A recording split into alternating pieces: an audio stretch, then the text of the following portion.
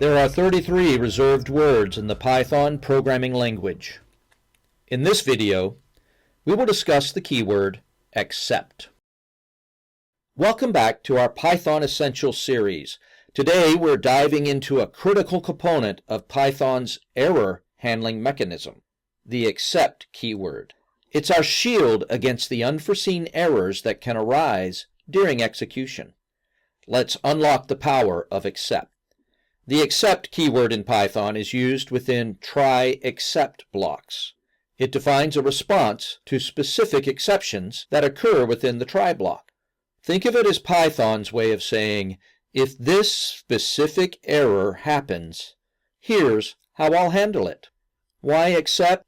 In any programming journey, errors are inevitable.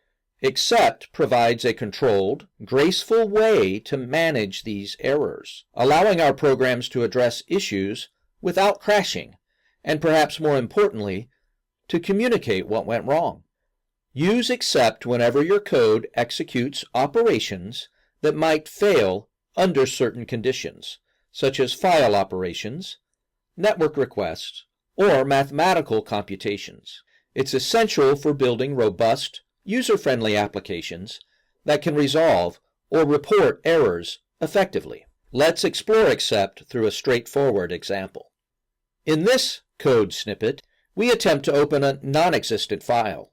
The except file not found error line catches this specific error, allowing our program to respond with a friendly message instead of terminating unexpectedly. And there you have it, the except keyword, a fundamental tool in Python for managing errors with grace.